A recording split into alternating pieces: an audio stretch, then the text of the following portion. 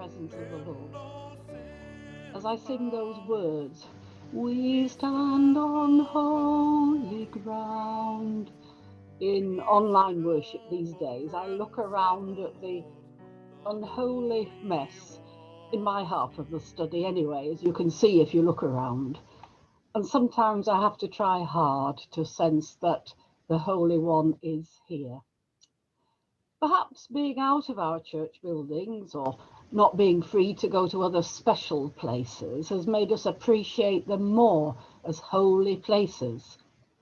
Or perhaps in this wilderness experience, we've come to see other familiar places with new eyes. I'm sure I'm not the only one to have made new discoveries as we've gone on our endless daily walks around Oakwood, where we've lived for over 40 years.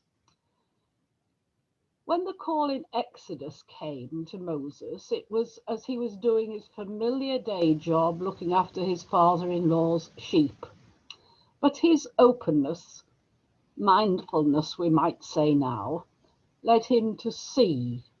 He turned aside and listened, overwhelmed at standing on holy ground.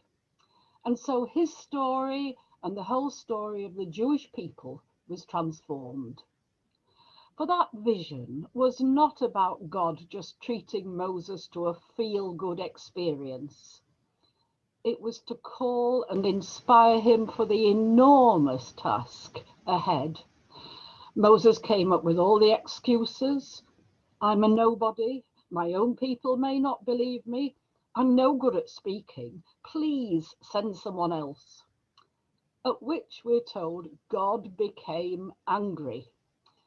Yes, God would call Aaron, his brother, to do the talking, but Moses was to lead. And so he did through the long battle with Pharaoh and then the 40 years wearily leading people through the wilderness towards a holy land of safety and plenty. But remember most of all in this story how God is so intimately involved with God's people. I know all about their sufferings.